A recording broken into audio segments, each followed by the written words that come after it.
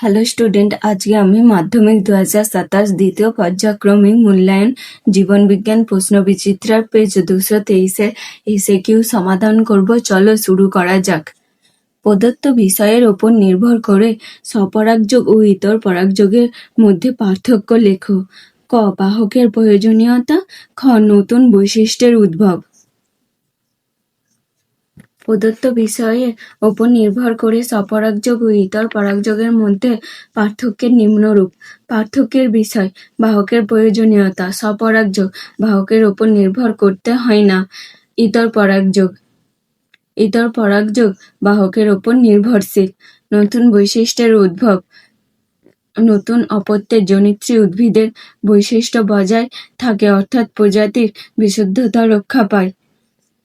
ইতর পরাগযোগে অপত্য উদ্ভিদে নতুন বৈশিষ্ট্যের উদ্ভব হয়। বীজের অঙ্কুরোধ ক্ষমতা বেশি হয়, বীজ উন্নত মানের হয় ও অপত্য উদ্ভিদে অভিযোজন ক্ষমতা বেশি হয়। স্পাইরোগাইরার দেহে কিভাবে অযৌন জনন ঘটে? স্পাইরোগাইরার দেহে যেভাবে অযৌন জনন ঘটে তা হলো স্পাইরোগাইরার খণ্ডীভবন। স্পাইরোগাইরার সূত্রাকার দেহটি জলের ঢেউয়ের ধাক্কায় ও জলজ প্রাণীর দ্বারা বা অন্য কোনোভাবে এক বা একাধিক কোষযুক্ত খণ্ডে বিভক্ত হয়। পরে প্রতিটি খণ্ডের কোষগুলি মাইটোসিস পদ্ধতিতে বিভাজিত হলে খণ্ডটি বৃদ্ধি পেয়ে একটি পরিণত নতুন স্পাইরোগাইরার সূত্র গঠন করে।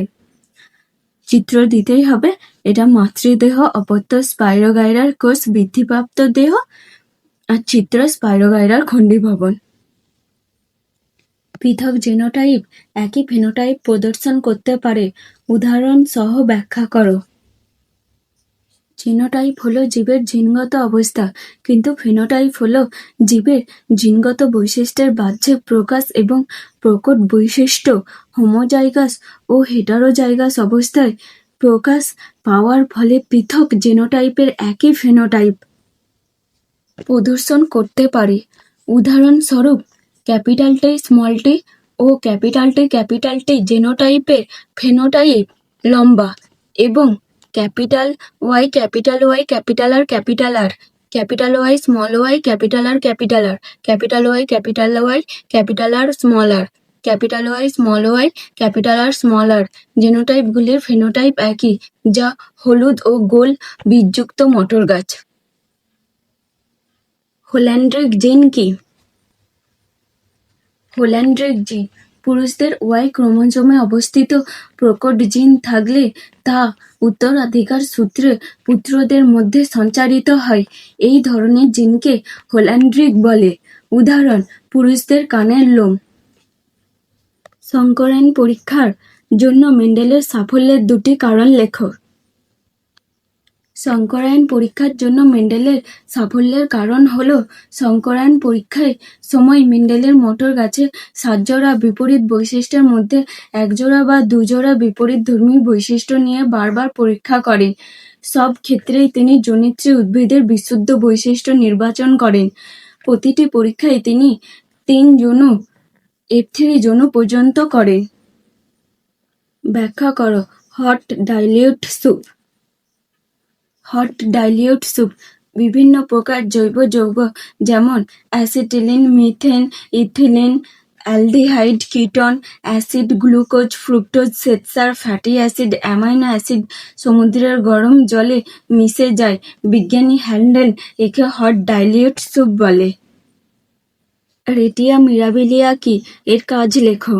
রেটিয়া মিরাবিলিয়া মাছের পটকার পশ্চাৎ প্রকোষ্ঠে অবস্থিত যে বিশেষ রক্তজালক গ্যাস O2 শুষে নিয়ে মাছকে জলের গভীরে যেতে সাহায্য করে তাকে রেটিয়া মিরাবিলিয়া বলে।